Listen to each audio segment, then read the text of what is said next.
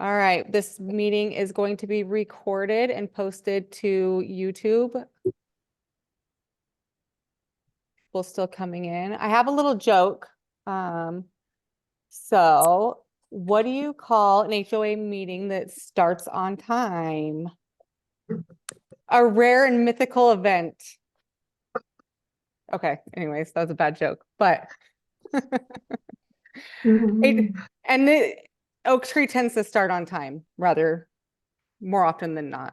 But my name is Brandy. I am the general manager for Oak Tree. I work with Nova, the association management team. Little fun fact about me, I have a small obsession with houseplants. So yes. If anybody wants to have a little fun during the meeting, so it's not so boring while you wait for some of the funner updates, on the bottom of your screen, the little video recorder, you can hit that and you can choose your virtual background. There's some fun ones on there. Otherwise, you can choose one that says apps. And there's some more fun backgrounds on there. You can choose virtual backgrounds. And I did find some fun ones earlier and some pretty ones, like this one.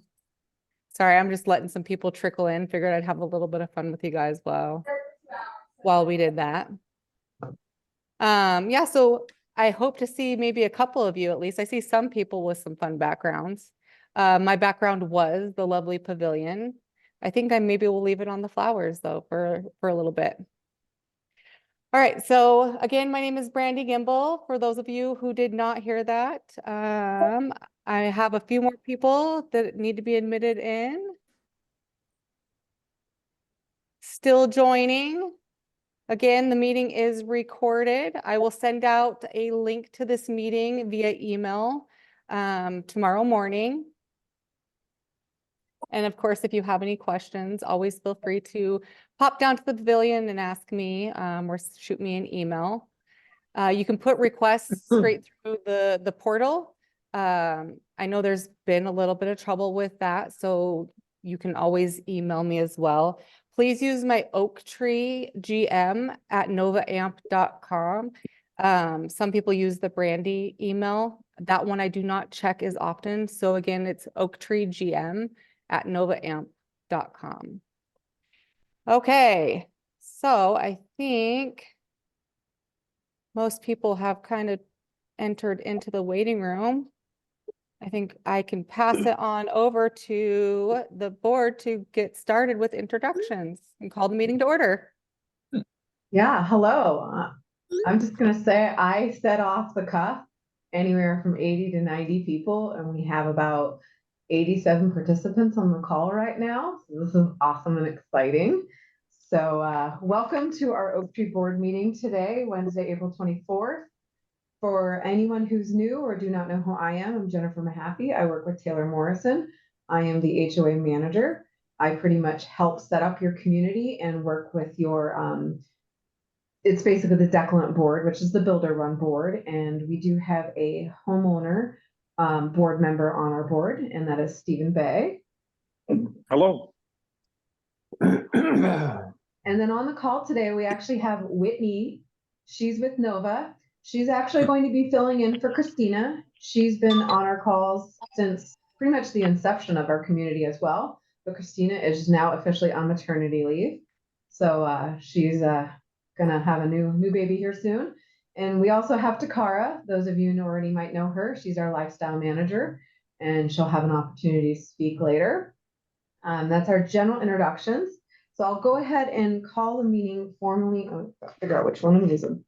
Order at 4:05 p.m. First order of business is approving the January 2024 meeting minutes that were in the board packet. So moved. All right, I second. So there's that.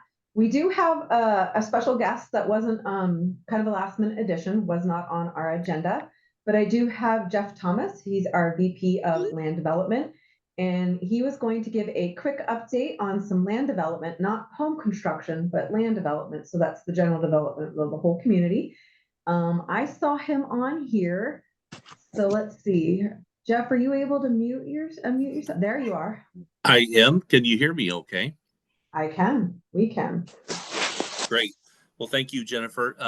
As Jennifer said, hello, everyone. My name is Jeff Thomas. I'm Vice President of Land Development for Taylor Morrison, and thought I would just give a quick update on what is up and coming from a land development standpoint down at Oak Tree Preserve.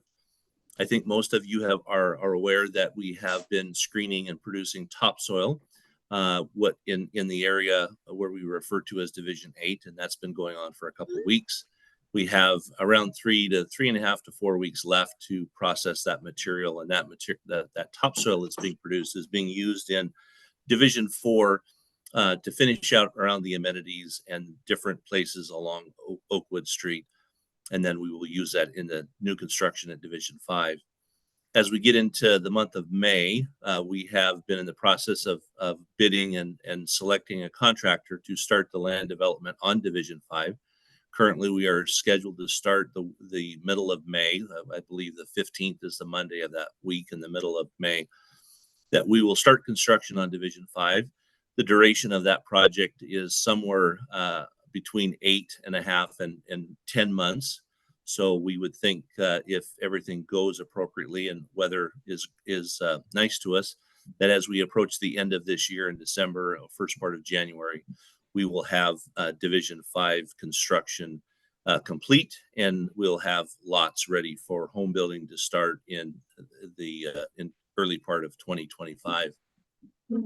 Also, as we get into the warmer months, as we get into the construction season, Oakwood Street from that one intersection that, and I'm sorry, I don't have the street in front of me, that runs north up to where it ties into the McAllister piece.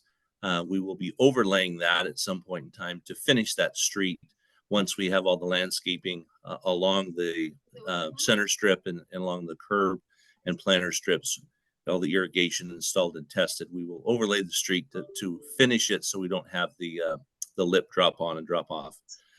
In addition to that, as we get into the end of summer, we have a project called the McAllister Traffic Calming Agreement, which we will start to do that construction, which opens up the far north end out of the Oak Tree development and goes through McAllister's development out as another way in and way out of Oak Tree itself.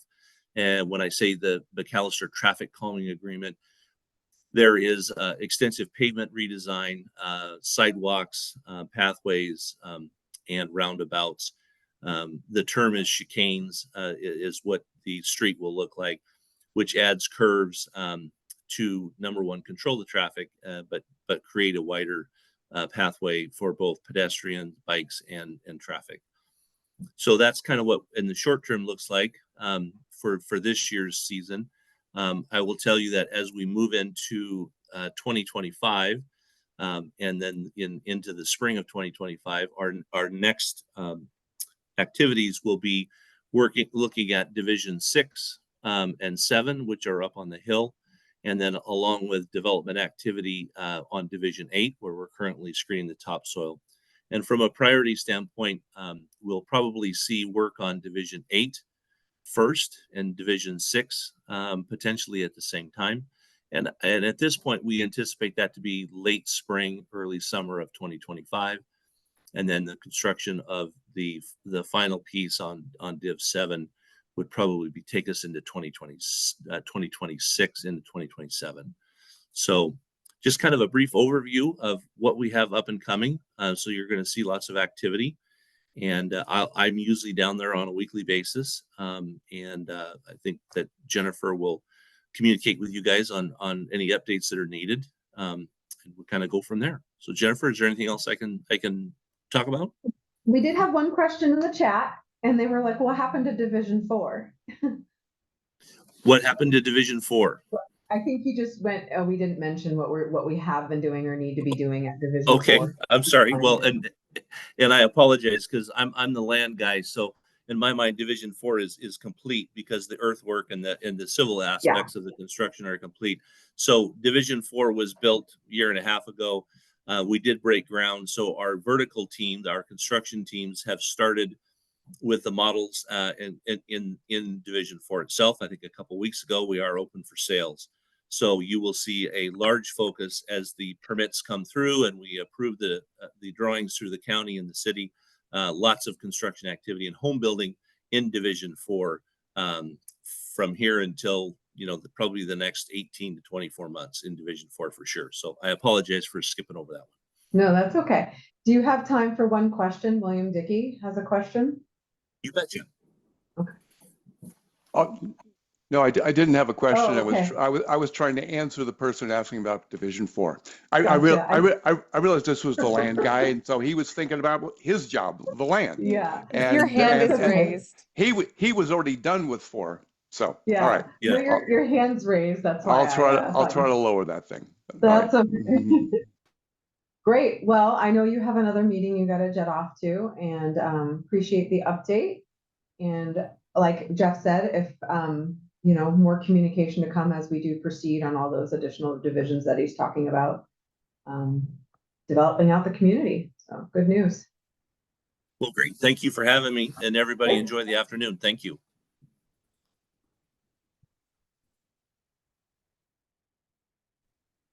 So someone actually in the chat said Division 8 was not going to be developed for housing. I know that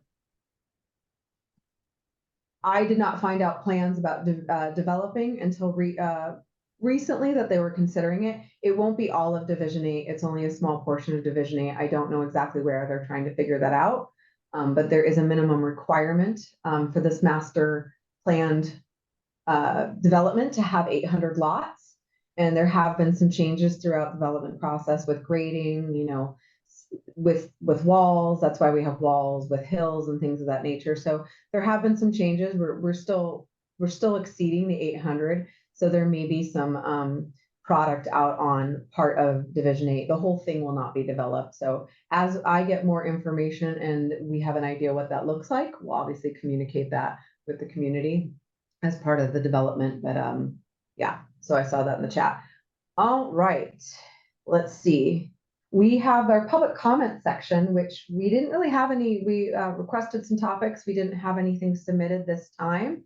So that's just, kind of like the open townhome forum type general area. So maybe next meeting we'll have some topics for that. So submit those to Brandy if you do have them. And then Treasurer's report, I'll let Brandy take that one over. And I think you're probably going to share your screen here.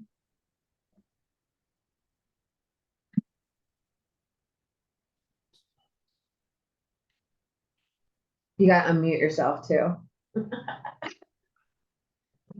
Okay. I suppose that would be helpful.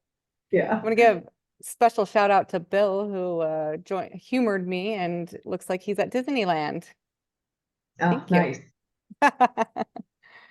All right, let's scroll on to, oh, that is not, hold on one second.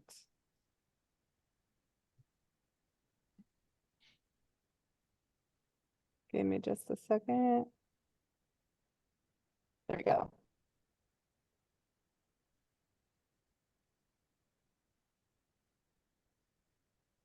Maybe.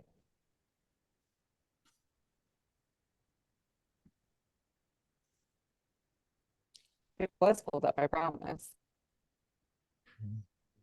There we go. There it is.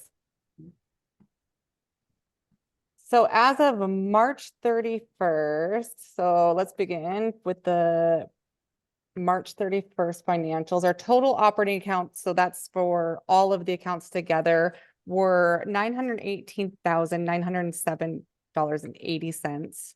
So that includes the checking account, which was $257,830.16.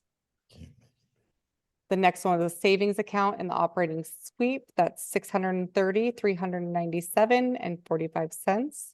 The other accounts, which includes the petty cash and prepaid insurance and the receivables, was $30,580.19. And the reserve fund sits at $374,205.26. Delinquency as of March 31st, 2024 was $1,959.63. That's a little high for us, which we are chiseling away. A lot of that had to do with the assessment change and the software turnover. So the portal change and all that. So that is coming down. Capital contributions were 19,200 with 4 homes closed in March. And our year to date was 9 homes closed in 2024 and 43,200. Owner accounts on file were 341, and that was as of April 19th. Some of the budget variances that were greater than 10%, we had a window repair done in the pavilion that was about $2,700. The cost of that was high. The pavilion is actually considered a commercial building that required a boom lift. Repairs to the recumbent bike required a full screen replacement, was $3,500. Next time we will be doing an actual full replacement of the bike itself, which is actually listed in our reserve study. And if you want to take a look at the reserve study, you can find that on the portal. The board actually, when reviewing the reserve study, had saved about $30,000 in revisions by taking out items that were listed as duplicates, things like plant replacements and irrigation. And that wraps up the financial portion. Okay. So next thing on the agenda is our committee overview reports. And actually the duplication in the reserve study and versus our operational was also a suggestion made by our budget advisory committee. Yes. So that was in conjunction with them as well. So I want to give them credit where credit is Yes. due. Thank you. Steve, now you have fireworks. He's so good at that. So for everyone here on the call, there's something about Steve on our Zoom calls, whether it be a Teams call or a Zoom call, he always gets animations. So randomly, we'll get thumbs up, we'll get balloons. This time he did this and he got, so yeah, it's kind of a funny little joke now with us that he gets all these animations with that. So first committee is the Budget Advisory Committee, and we're calling them a committee now because they are going to formally be chartered and be a committee for the community. And William Dickey is here to give his presentation and starting to share a screen. Go ahead. Welcome, everyone. Let me drag something out of the way here. Get out of my way. All right. Let's go ahead. And so during this update, we want to provide to you some budget terminology. And for some of you that have been around for a few years, this might be a little bit repetitive, but we have a bunch of new homeowners, and we want to make sure that you understand things about our budget. So one of the things we're going to talk about today is some key KPIs, which are really, they're critical, key, quantifiable indicators of the progress towards an intended result. So we have 3 KPIs that we like to review and share with you during every quarterly board meeting. So let's go ahead and do that. So first KPI is expenses year to date compared to what has been historically. Now, what we've done is we have looked at the last 4 years. We've got 4 solid years of data. And so we've compiled that. And on average, by the end of March, we typically, historically, have spent 18% of the annual budget. And so we use that to gauge against where are we here year to date. Well, this year through March, we have spent 14%. Now, you can read the footnote there about why that appears reasonable. So we're doing a reasonable test here. We're saying, is this reasonable? Now, an important note, which some people may not realize, not every one of our expenses occurs evenly throughout the year, right? So, you would think, well, we're 25% through the year. Shouldn't expenses be 25%? No, not even close. Because we have historically Actually, 35% of our expenses occur in the third quarter. Well, two large expenses, landscaping and water, are highest in that third quarter. So that is why we do the analysis based on these percentages, because you can't just draw a straight line and say every single line item is going to be the same each and every month. It just doesn't work that way. So next item, and this is a homeowner favorite, capital contributions. Capital contributions, that's the $4,800 that comes when a new home sale. That money goes straight into our cash account. So here's a little clarification. It is not treated as income, but as equity, and that's per GAAP accounting standards. So if you're looking for it on financial statements, it's shown on the balance sheet. It is not on the statement of revenue and expenses, and also that's why you won't see it listed up as income on the budget. So what is the purpose of capital contributions? The whole purpose is to subsidize our monthly assessments during the build-out period. And that's a critical key piece there. That's only going to happen during this build-out period. That'll come back into play here in just a second as we move forward. So, looking at the capital contributions, looking on the bottom section of the screen, Brandy kind of outlined that. We had 4 new homes closes in March. We've had 9 year to date for 43,200. The one thing I want you to note about capital contributions, you can't plan on it. It's not consistent. We can't control it. Look at the top of the screen. In 2022, we only closed 10 homes all year and only got $48,000 in capital contributions. That was, other than year one, the partial year, that was the lowest number in a single year. But we flipped right around in 2023 and had 70, which is the largest we've ever had. So it's one of those things that's income, it comes in, it helps substantially to hold our monthly assessments down, but it is inconsistent. So based on historical averages, if we continue, historically we've done 55 homes sold per year, that means our build out period could continue for the next 9 years. If we're up to 70, if we sell 70 homes a year, it'll be shorter. If it's 10, it's going to be a whole lot longer. So capital contributions will come in a little bit more in the conversation here. But so I want to share with you our perspective on relying on capital contributions. And this we brought this point up 2 years ago during the budget. And someone asked me, it's like, explain the why of some numbers. And I went back to look and I'm like, well, why is that why? Well, it comes down to this. You take the old saying, don't count your chickens before they hatch. What that means is you shouldn't depend on something hoped for until you know for certain it happened. So when you're looking at capital contributions and you're saying, well, how in the world can you budget for that when you don't know if and how much is coming in? Well, here's the conclusion we came to. You can't. So from our view, capital contributions go into cash. You know what is highly reliable? Cash in the bank.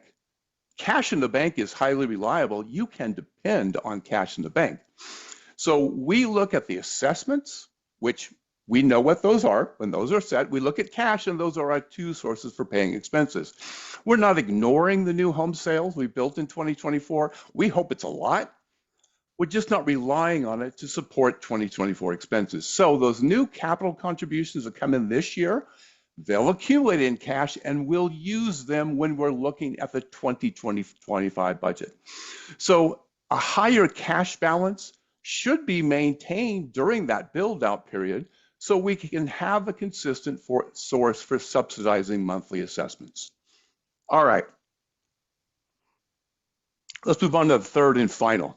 Net terminology and KPI. Net assets. Net assets is an easy way to calculate, is an easy indicator of the financial strength of the HOA. It's simply assets minus liabilities. Now, our major asset, the biggest by far and the biggest piece of this is cash. So we're back to cash again. So here is the history and here's the update of our net assets.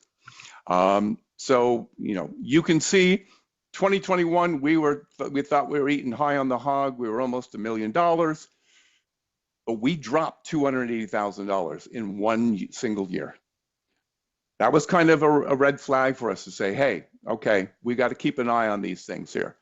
And so at the end of this, so we have built those assets back up.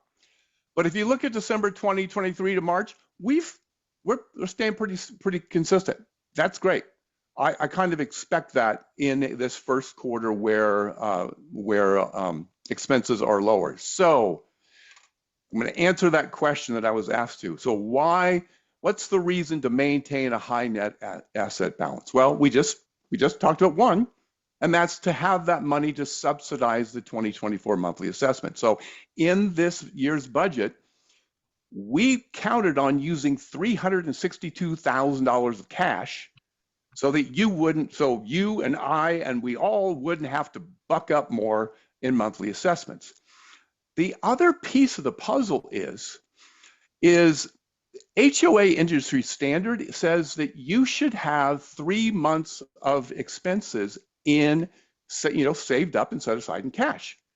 Well, based on this year's budget, that amount is $342,500. So that is saying that in whole, it's a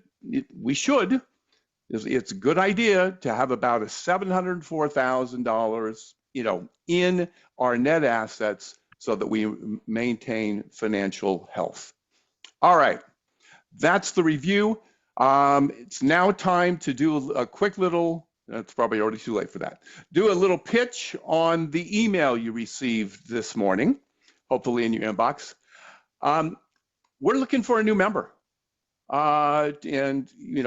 So we really encourage you, and if you are interested, or if you think of someone else that you think that would be good, please encourage them to apply. It's a great way to learn more about how the association works. It's actually pretty interesting work, believe it or not, even though it's numbers. It's actually kind of interesting. And we're actually a pretty congenial group. We're actually not too bad to hang out with. So if you're interested, or if you think of someone that you think would be good, please encourage them and send a letter of interest. Just give us a quick little letter explaining why your background and why you might be interested. That is my report. All right, thank you. All right, looks like we have the ACC committee next on board with Rick Fisher. I thought I saw him. Give him a second here to find him.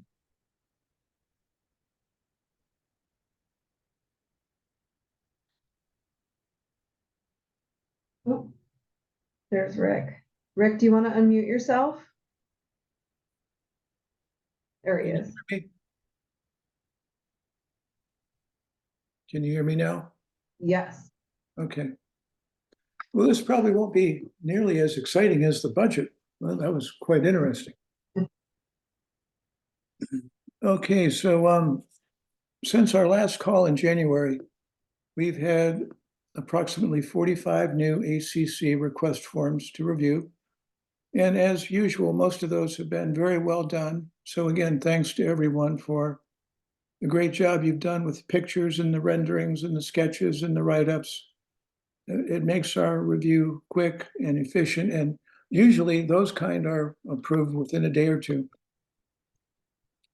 And it's obvious that most of the time, most of the residents have read the standardizations, and it's clear that their request adheres to those points, and at times they even mention the standardization. So overall, process continues to work well. If you have any questions or doubts about your project or what to include in your ACC, you can always discuss it with Brandy. She's very familiar with the process and the standardizations. The most common problem that slows down approval is missing information, which is often missing dimensions and missing signatures. And I also want to mention that our policy is to have a minimum 5-day waiting period before the approval is sent to the homeowner. And this allows for the neighbors to express any concerns that they might have about the ACC request. And the signatures are for the neighbor awareness, so that neighbors know that there's going to be a project taking place. It's going to possibly be involving noise or odors or numerous unfamiliar vehicles or workers. So that's the whole point of the signatures. Another important point is to be sure and wait for the official approval from the board before you begin purchasing items for your project or beginning to work on your project. There have been some projects that were denied and left residents with items that needed to be returned. So for homeowners who are maybe on their call for the very first time here, just a reminder that your welcome kit from Nova includes an ACC form and guidelines about the ACC. Our committee has very recently completed 2 standardization revisions. And the first one deals with railings. So for a very long time, there has been a standardization in place dealing with the handrail from the front steps. But now we are adding verbiage to explain what is allowable for railings for the front porch. Now, several homes, when they were built, the builder included a railing around the front porch. And I think the best examples are homes along Oakwood. But there are homes we found in Division 3 and I think elsewhere, where as you step out the front door, there is a large flat surface area that has not been enclosed with a railing by the builder. So we're adding some verbiage that explains what's allowable to enclose that flat surface area, which is often, we've had several requests for safety reasons. And it's also a nice aesthetic as well. So these revisions have been, oh wait, there's one other one here. The second revision deals with rear patio covers. So we're revising what's allowed for covering your back porch in terms of the roof style, the roof material, and the size of the area that can be covered. So these revisions have been approved by the board, will be published soon and posted on the Ovation website. Also, we recently worked with Brandy to have a couple reminder emails sent to all residents. One was dealing with the reminder about reviewing the standardizations before you submit your request, and really as a part of planning your project. And that will also help you to know what to include in your ACC so that we can give a quick approval. And the second reminder was dealing with the fence staining, and that seems to have been very effective. We've recently had many requests for fence staining. And one added point I want to mention on that is that as you inspect your fence, be sure to look at the back portion of the fence that you don't normally see, which is in many cases, it's part of the fence visible to others in the community. So also another standardization that we will need to change very soon deals with fence staining. We learned recently that the oil-based Cabot stain from the Rhoda Paint Store in Lacey has been discontinued. So we are currently working to find a replacement product inventor. But for the near future and until further notice, everyone's going to have to use the water-based fence stain from the Sherwin-Williams Hawks Prairie store. Fortunately, as we see in the many requests we've had recently, that is clearly the most popular stain. That's what everybody seems to want, and everybody seems very happy with it.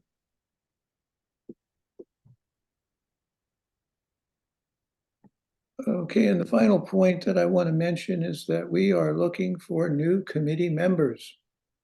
So we are currently a 5-person committee, and we will have at least one person leaving this year. I know that for sure because it's me.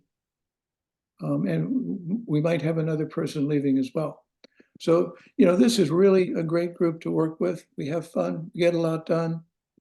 And as a side benefit, you get to see all the really neat things that everybody's doing in their yards. And that's really all I have. Right, thank you. Let's see here. Next is the Landscape Committee and the Chair Craig. I saw you on the call as well. Good afternoon, everybody. There he is. Craig Gable here. I'm the chairman of the Landscape Committee. Have a number of bold items to go through. Probably one of the big things, on Monday of this week, we had our 6th annual Earth Day. The weather highly cooperated. We had 60 to 75 people that showed up. A big thank you to all those that turned out. As we find out, we do a pretty good job of keeping our community fairly clean, but it's kind of amazing when we have this event, how much additional garbage we're able to identify and pick up and dispose of. So again, thank you to all those that turned out. Regarding spring plant replacements, there was an email blast that went out from Brandy yesterday, looking for a response by the end of the day on Thursday, the 25th, for any homeowners that desire plant replacements, so that can be worked into the landscape work that needs to be done. You probably have spotted, this is kind of the third item, throughout the community, flags in the ground, in the parking strips, et cetera, in your front yards. It's the way for the landscape company, for Pacific Landscaping, to be able to identify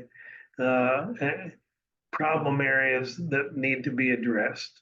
And that process is underway. They're looking to have the system fully functional, we believe, in early May, but it's a work in progress. Next item, crane fly and moss application was completed last week. And aeration of the community, which is within our contract with Pacific, will be happening soon. For those damaged yards, especially in Division 1, that is being addressed by Pacific Landscape. The methodology that they're looking to employ is to thatch the areas that have been damaged, put down a wetting agent, which allows for better penetration of water into the roots and the soil of the grass. Then they're going to reseed those areas and then put top dressing on the impacted areas.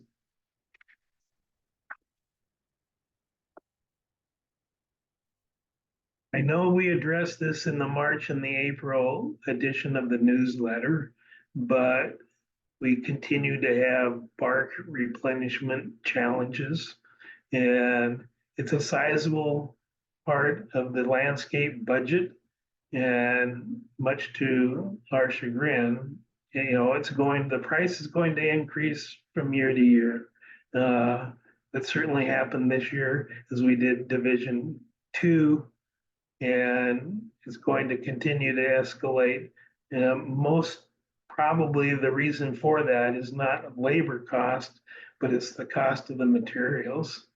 The Landscape Committee, the Communications Committee, and the board are working to craft a homeowner survey to obtain some feedback and recommendations from the community to help address this ongoing challenge in 2025 and beyond. I would say you can expect that survey within the next couple of weeks. And last but not least, very similar to the other committees, we will be looking for some additional members to our committee. We have some natural turnover of people that have completed their tenure on the committee and looking to add additional members between now and the end of the year. So a plug for that. That's it for my report.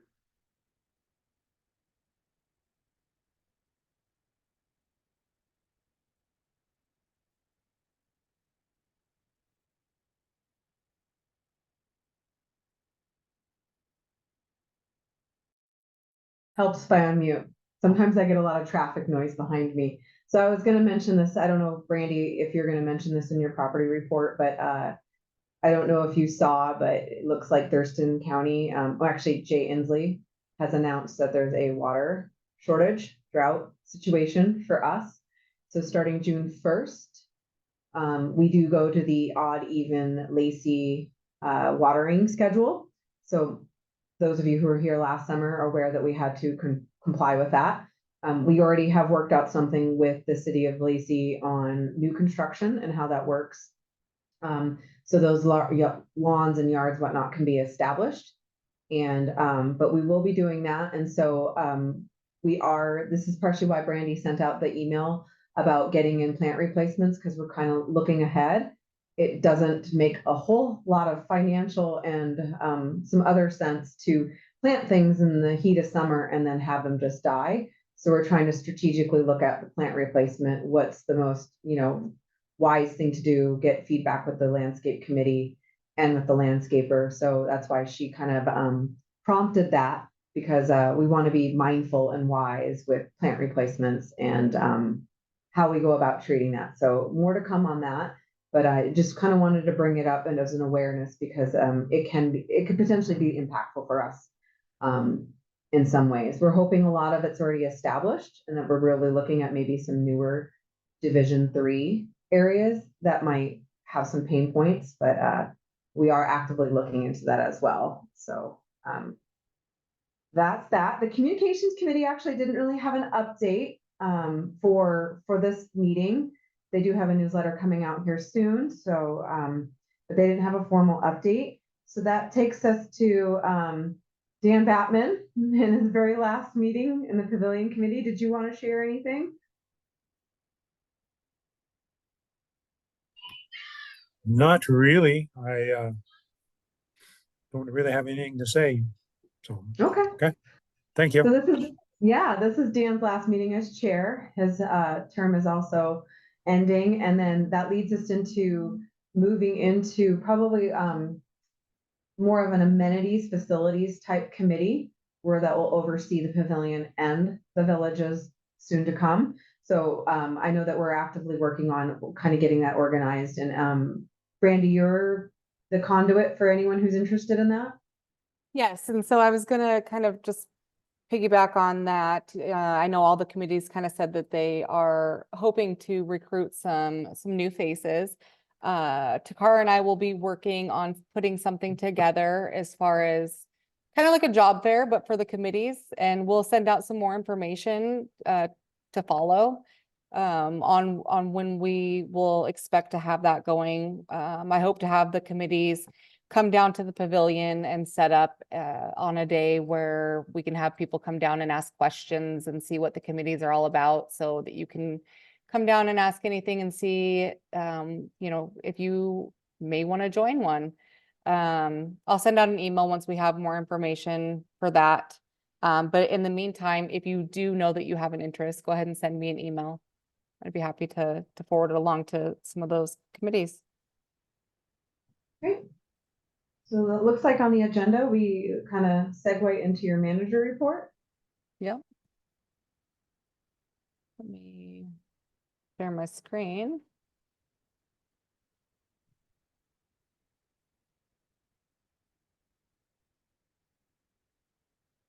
All right. So we have the annual calendar, vendor information. So we've got the pavilion cleaning schedule. It is 3 days a week, Sunday, Tuesday, and Thursday. We had the barbecues are working. The sink is now operational.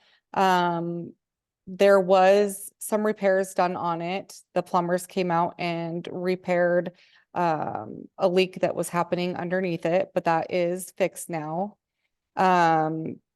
We have had a little bit of trouble with the barbecues not being cleaned after use. So I am asking that if you do use the barbecues, please clean them after you use them and just be courteous of the fellow community members and owners that they are cleaned up so that the next person coming has a clean slate. Motion picture licensing for the pavilion has been renewed for 2024, and that includes now the villages. The Newman Certified Public Accountants are handling our 2023 audit and taxes. They are currently collecting documents and have started reviewing those. PLM is going to actually be staining our fence along Marvin in the preserve. Claffey's was going to be doing it. They are no longer able to, so we have requested that PLM do it, and they were kind enough to do that. So that should be happening this summer. Irrigation turn on is going to follow the repairs. Once those are complete, we will have irrigation up and running. They are also doing a complete revamp of the Rainbird IQ system. So they will be scheduling the water on there. They have a tech that's going to be completely redoing that so we can get more bang for our buck as far as the watering system goes and the watering schedule. As Jennifer mentioned, with that drought coming up, we want to make sure that we are getting the most out of that watering schedule and making sure that we don't have things dying that don't need to be. Let's see, updates and reminders. So please use care with the amenities and avoid mishandling and damage. So I know I mentioned this on the last board meeting. We had some damage in some of the restrooms with the locker doors being broken, and some of the doors to the entrances being broken. That has been happening again. So I want to encourage people that if they do see stuff like that happening, to please let me know. Or if they see any damage, please let me know so that I can get those repaired. And just, please use it as an extension of your home. Use care and gentle. New homeowner orientation. We are going to be starting that up again this summer. More information to follow.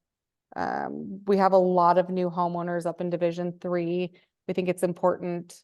We welcome, past homeowners as well, no matter how long you've been here. We encourage anybody to come down, especially with the new portal and stuff. I think that it's important. You can probably learn, whether you've been here for 5 years or 5 weeks. So more information to come on that. And So then I'll take this one, Brandy. okay. If you don't mind. So I know we all have seen in the street strips this super unattractive area with the water meter. So unfortunately, and I know we're very well intentioned, some homeowners on my last site visit there last Thursday have planted sod in this area. So that actually has to get removed. It's part of a public works code that those areas need to remain kind of empty. And I know that it's a little bit of an eyesore. I totally get it. So unfortunately, we can't have sod there. So please don't, just because you see it, it's going to go away. Doesn't mean we can do it. Like I said, it's part of that public works code. We have a picture here of also some nice, pretty like daffodils, some annuals.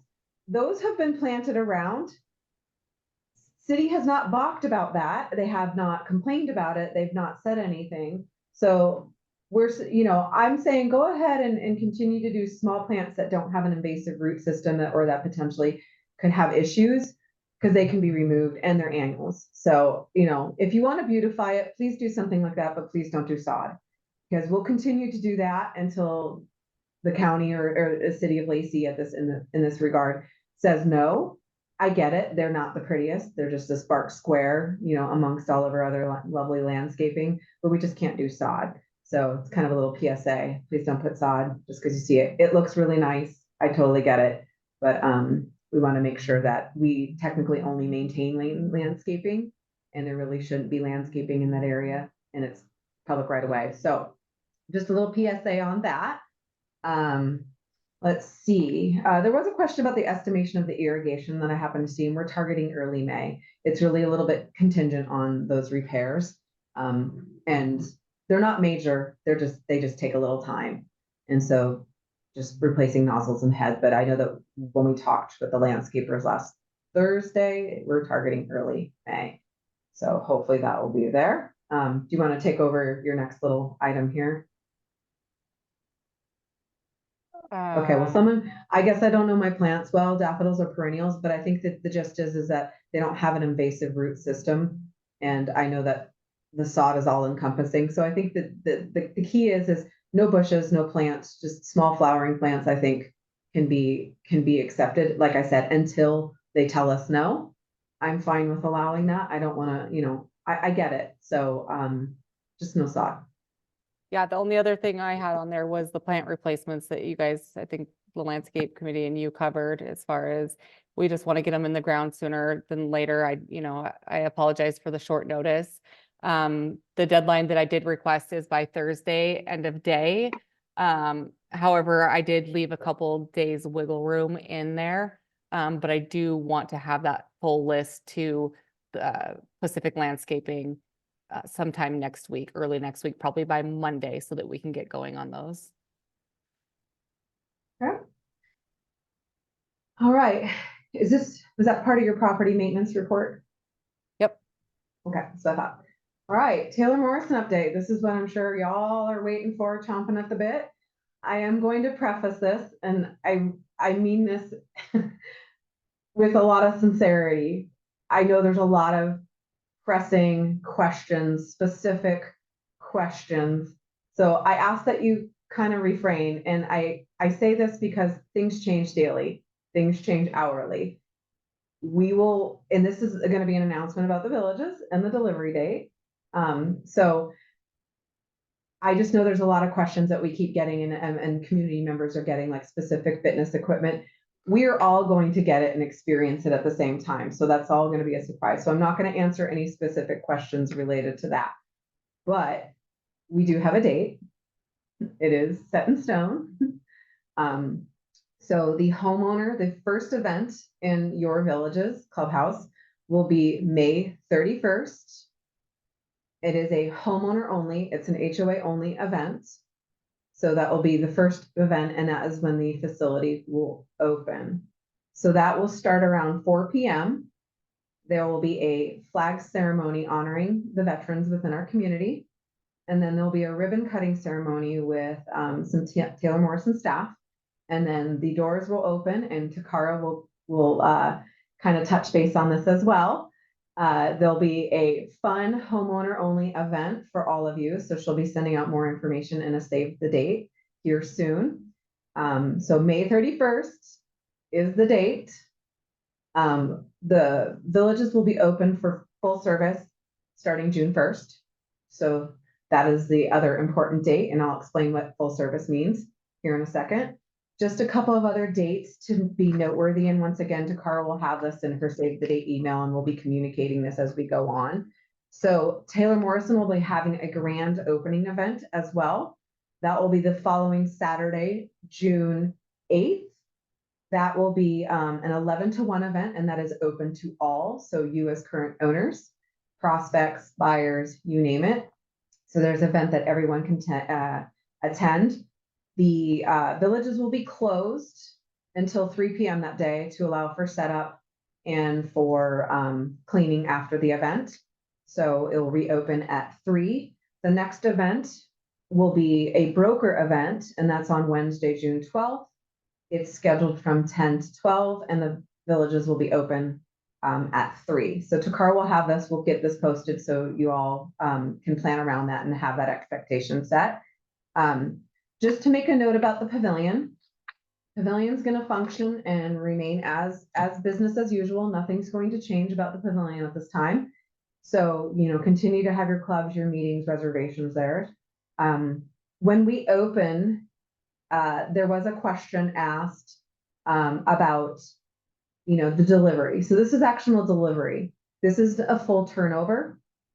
Someone had inquired about warranties, etc. So there is a full Taylor Morrison process. There's a program for turnovers.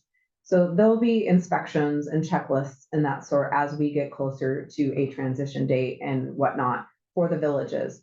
Once the villages is established and set up, we'll be doing that process and we'll be going through that for the pavilion, and there'll be a full turnover process to actually have the pavilion be a fully owned and controlled asset for the HOA. The villages is going to remain under the declarant control for a while as we work through all of the builder warranties and installation warranties and probably even a little bit beyond, like we did with the pavilion. So for those of you who've been here for a while and have received the pavilion, same process. For those of you who are new, that's how that will work. So no one's going to just get handed a building. There's a whole program. It's quite extensive.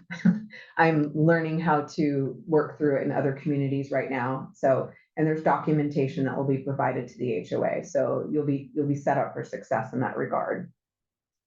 When we open, there'll be we will not be doing any reservations in the villages initially. The lifestyle, the management team, and the board, we need to kind of let the facility breathe, kind of like see how it functions for us. It's probably going to have a different intended use than the pavilion. So just to give us some grace, we need to figure those things out. We kind of need to establish that we will be eventually doing some reservations of spaces in the banquet room. The pool and the fitness area will not be reservable. That's something that we can communicate now, just like the pavilion, the fitness center area of that building is not reservable as well. So give us some time. We will have some scheduled activities. It'll all kind of be layered in, because we as a team, even though we've may seen a little bit more, we still have to figure it out. It's like a new toy, right? Got to figure out all of its gizmos and gadgets and how it really functions at its best. So there's that. And then we will have an amenity handbook. You will receive it prior to the May 31st date. It is a Taylor Morrison requirement as well as an association legal. We've been active with our association legal getting guidance. Everyone will have to sign a use waiver in order to have your key fobs activated and used. The key fobs, that those of you who have them, they will work on the current system. So no new key fobs. So that's exciting. So you won't have double key fobs. They will all work on the same system for the pavilion and the villages. Techno gym. So let's see. I pulled this up because I wanted to have some notes here. So the fitness equipment's actually by a company called Techno Gym, and it's actually a partnership that Taylor Morrison has nationally. It's an Italian-based company, and if you actually want to go and look at technogym.com, their information comes up. It's an Italian-born company that actually in the late 80s partnered with some Formula One racers and some bicycle racers, and so it gained some notoriety with, for those of you who are watching Netflix Drive to Survive, Michael Schumacher. If you haven't watched it, highly recommend. It's very fascinating. But they also were the fitness equipment provider for the 2000 Olympics in Sydney, and also the Rio Olympics as well.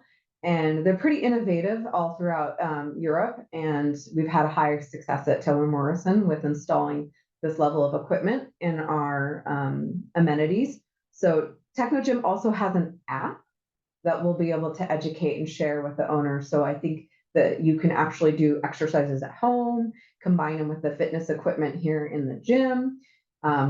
We are going to get some we, meaning the HOA staff and the sales team, are going to get some training to learn how to use this so we can set up educational sort of groups, to come and learn how to use the fitness equipment, because I'm sure there's going to be some, little techno gadgets that we're all going to need to figure out. but kind of excited about Techno Gym, and they have really good support for us as a team, so we can help triage any issues that may come up.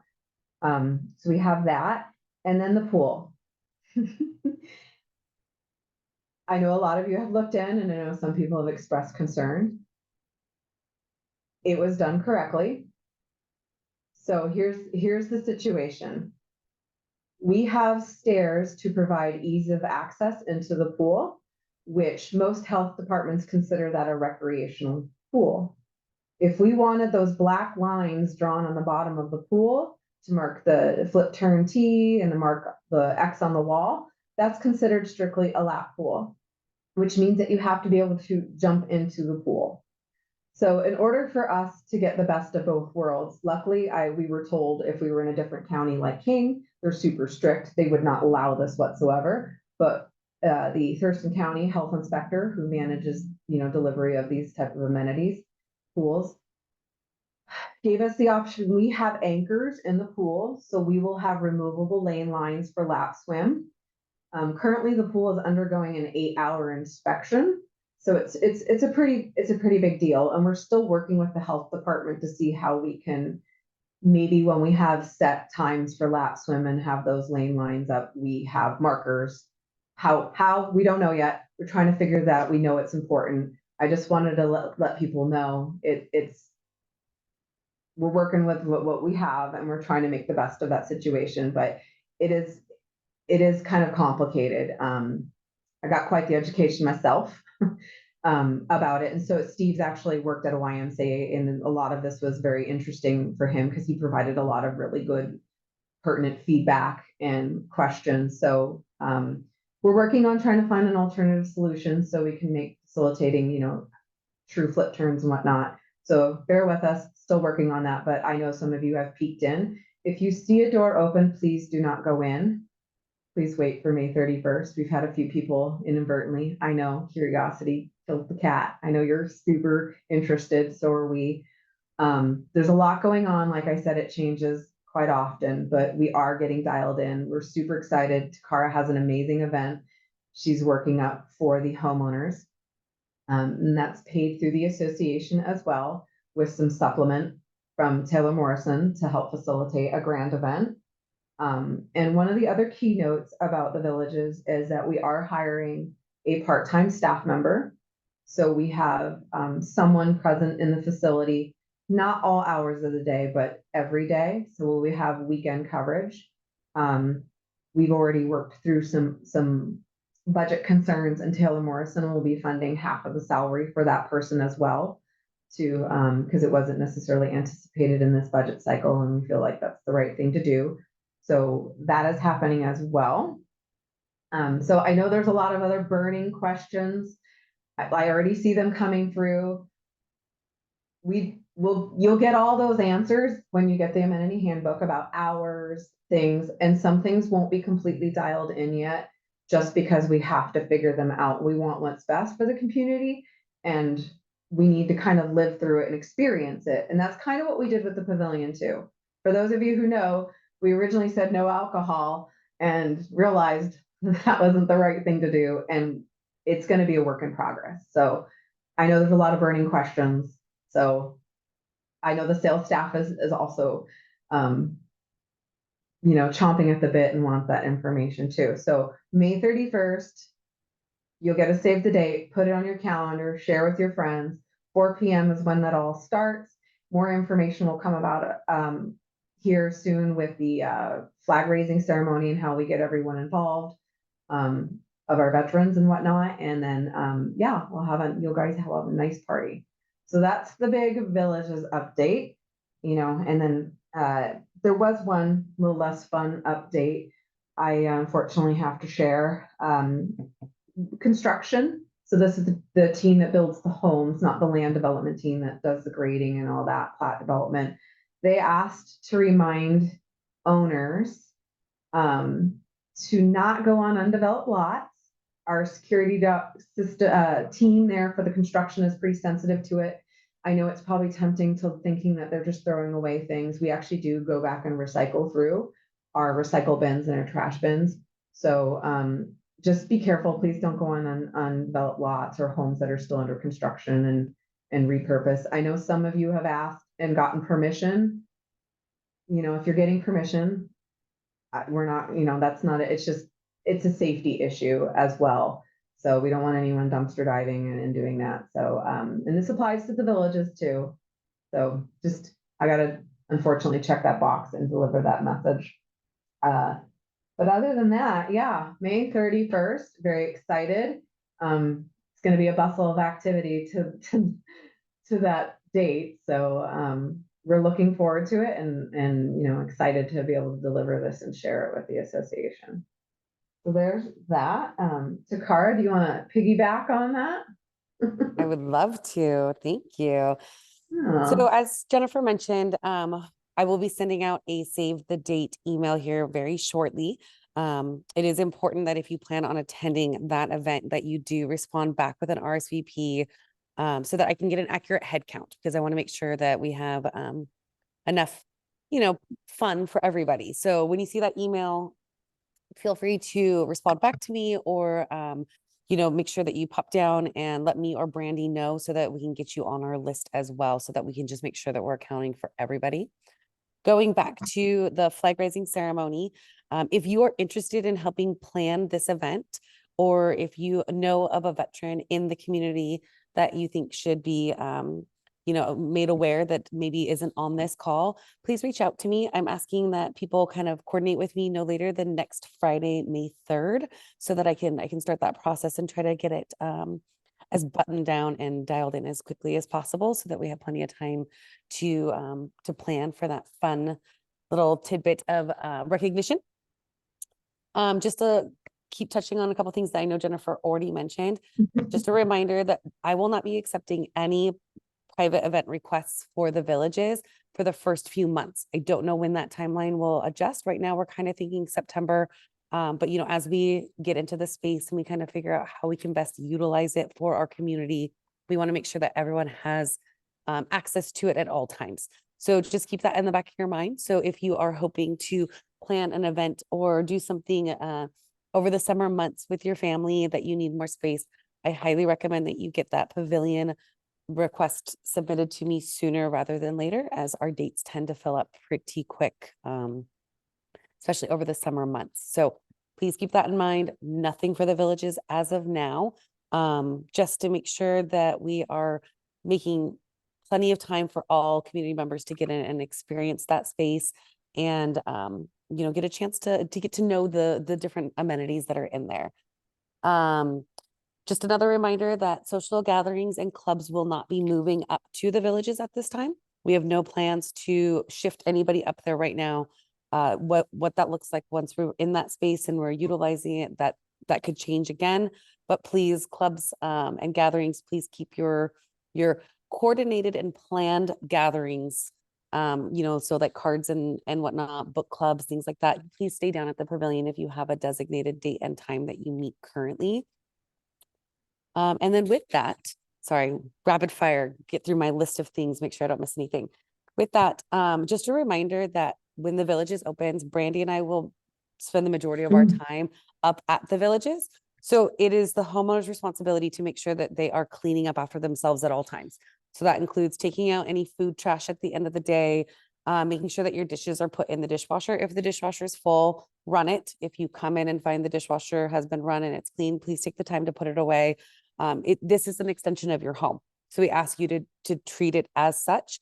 We do have our cleaners that do come in 3 times a week, but again, the amount of use that we see here in the pavilion, we don't want it to look and feel as if it wasn't put back, you know, spectacular for the next group coming in. So please keep that in the back of your mind, and just be respectful to your fellow community members so that they get to come into a beautiful space every time they come down.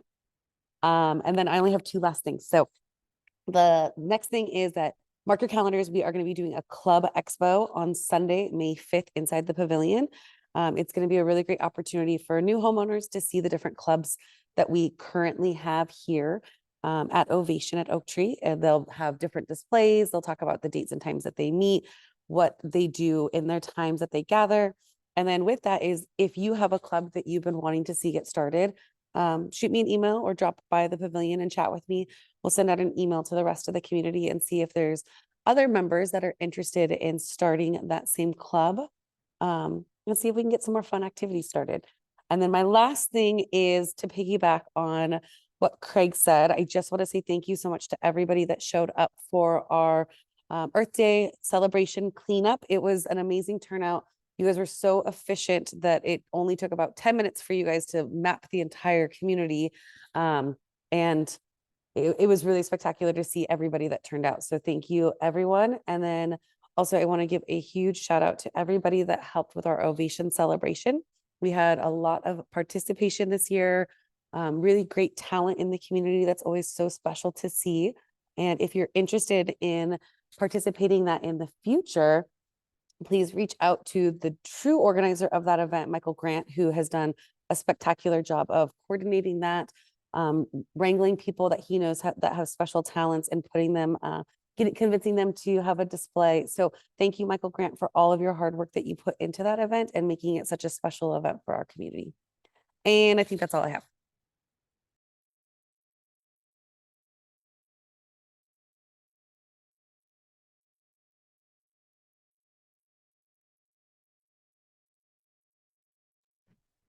There we go. A lot of trucks behind me today. Old business is the community portal of Vantica. So I know, Brandy, do you want to speak to that real quick, or I can just say we're still working through some issues. We are working with the communications committee to see if we can personalize some of our pages. Yeah, so we are still working through some bugs. I know there's been quite a bit of frustration as far as the new portal goes and the accessibility as far as the app goes. There is no app for Android users. For Apple or iPhone users, there is, but it only shows account information. So if you do want to see more than that, you will have to use the web browser. I've received quite a few emails in the last few days for people who have logged on to the portal, but now their account is not recognized. So I have had to reset their passwords. If that is happening, feel free to pop down to the pavilion, and I can help set that up, because it seems to be, even if I'm resetting the password, or sending a reset password, it's still not working. So I have to actually change the password for you. I submitted a ticket for that, so hopefully that will be ironed out. The documents page is still a work in progress. I have been working with the communications committee, and hopefully we will get them all set up with their own logins to get that all beautified the way that they did the old portal. They worked so hard on the old portal, and had it arranged so nicely. I really, hope that we can get the new one set up the way that the old one was, hopefully in the near future. So more to come on that. In the meantime, I think that they have at least given me a spreadsheet of how they want the current one organized. So I will get working on putting more documents in that. I will send out a link to this recorded meeting. It'll be on the YouTube page, and then I will work on getting more links to put in the documents section of the portal for the rest of the meetings for now.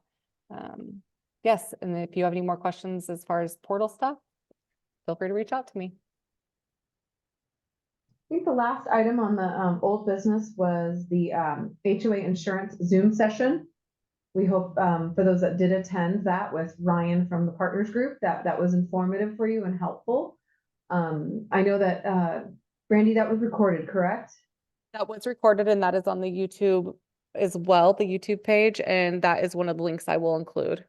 Okay, great. Yeah, I was going to say, for those that may want to revisit it, I think it was more of an informational thing. We did not make any decisions in that meeting. It was just sort of to get an idea about how our policy works, how coverages work for the association. We are scheduled to insure the villages. That was already anticipated for this year's budget. So for those that might go, are we covered? We are. And and we're covered, I think, at the appropriate value too. We made sure that we didn't, have an oversight in that department. So we're set up for success for that. So yeah, please reach out to Brandy if you want to watch that. informative call, and there were some good questions by owners. And she'll get you that link, and then she'll also include it when she gets the link for today's meeting as well. In a new business, we did put down plant replacements because we wanted it documented. Obviously, we won't beat a dead bush, pun kind of intended. Hey, we're all getting a little loopy. We just, I think we'll compile the ones that get submitted by owners and the ones that we've already collected through our site visits, landscape committee, et cetera. And we'll kind of look at what that looks like and see what the best course of action is. We obviously want the community to look beautiful, but we also want to be, fiscally responsible and budget friendly as well. So Yeah, that's one pretty much thing. what we Can I add to that? Yeah. So once I receive all of the requests, we will be walking around doing an assessment. In areas that have been overcrowded, we may say, okay, well, we're pulling 5 plants and then only replacing with 3, especially in Division 1 where there's some overplanting. I wouldn't worry about submitting requests for common areas. I've seen a couple of those come through. Again, in some of the overplanted areas, we will be removing and not necessarily replacing in those. And then we are not going to be taking special requests. So a lot of those will be like for like. So we're not going to, please don't put in special requests. I mean, if there is something that is, detrimental for health reasons and things like that, doctors' notes, we will look at that. But for financial reasons and budgeting purposes and for the sake of getting this done quickly, we will just be, doing what is necessary. Like ferns. No, we're not going to be doing ferns. So we'll be talking to the landscapers, Steve like that. We'll be assessing it and taking the landscaper's recommendation on what is going to be most successful there. So. Well, this brings us to the homeowner forum section. So you can either mute yourself, or you can write it in the chat like people have been great about using today. Any questions for the greater good? Unless it's specifics about the villages, that how many pieces of gym equipment. I'm not answering that. I don't know. You could look in the window. I think most of it's in now. Yeah, feel free to unmute yourself or raise your hand if you have a question.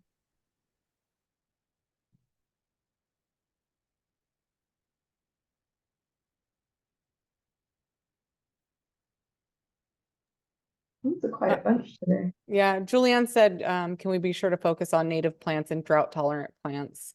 That is something that, yes, we will look at.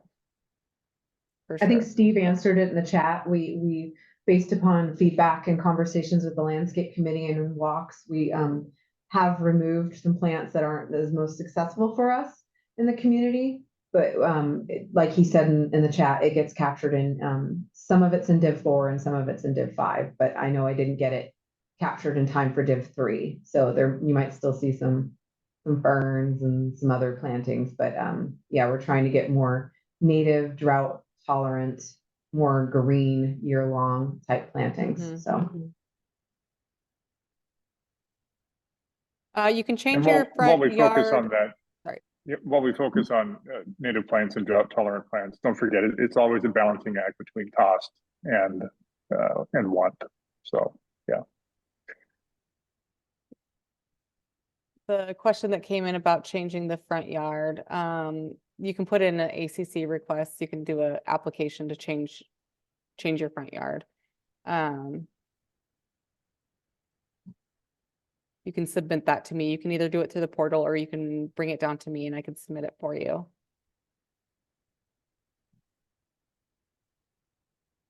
Thanks, Mel.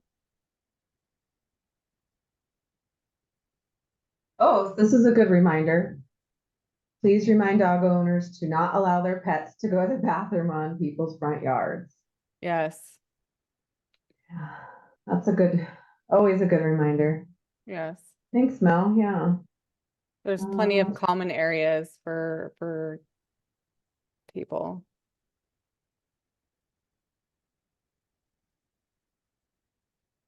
And I meant to say this earlier, if you have any development related questions that you had for Jeff or whatnot, you can direct those my way and I'll get them to him. I'm kind of the conduit for anything construction or land development related. I'll forward it on to that team. And so, yeah, just meant to say that earlier. Quick reminder for Oh. anybody new, any new owners as well. I've been seeing a lot of requests for interior items. Those would go through the Taylor Morrison warranty department, and not actually through the HOA. So you can go onto the Taylor Morrison website and submit a warranty request. That's a good point. We have seen that quite a bit of anything related to the structure or inside of your home. That is definitely through TM warranty. Julianne actually put something interesting in the chat. I'll read it for everyone for those who don't have pulled it up.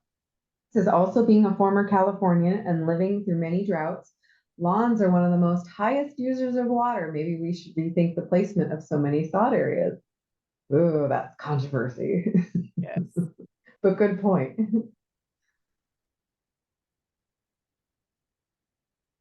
That's a toughie. I think because we had such a low snowpack this year, and if we're not hitting a certain percentage of our water levels at a certain time, I think he proactively did that. Will we actually have a drought? I don't know if we know, but yeah. We do know that the price of water does go up for summer. Summer has higher rates. So we want to be mindful and not wasteful, but still maintain the balance of a healthy aesthetic for our community. A high focus. Oh, someone else, Landscape Committee wants us to remind homeowners to not wander off gravel pathways within the preserve. I know this came up in the last call. We have many sensitive native flowering plants that can be damaged, and I do believe we have homeowners that have actually identified a lot of those plantings. So, Yes. yes. There's also several people who let their dogs loose out there. So Oh, please we did keep talk your about dog on a that. leash. Yeah. Yeah. Good reminders. Let's see. See if anything else pops up in the chat. If not, I think it's well, it's gonna be dinner time for me here soon. Sure, it's Yeah. gonna be dinner time for a lot of people. I move to All right. adjourn. May 31st. You guys, not me. I'll be there to do the ribbon cutting ceremony, but then I'm gonna let you loose and you'll get to see your fun new clubhouse. I will say what I've seen so far, it is gorgeous. There's some really lovely finishings. I mean, think what you want about the pool, but it actually is very beautiful. That's a very beautiful building. The view is very, is. very beautiful. It has great light. So I think there's going to be a lot of things that are going to be awesome and amazing for the community. So May 31st, you're going to party. Yeah. Yeah. Takara and I finally got to see it as well. It is beautiful. All right. Well, I'll go ahead and formally adjourn then at 5:24. Looks like our next board meeting is scheduled for July 10th. Stay tuned. All right, guys. Thanks for coming. Thank you.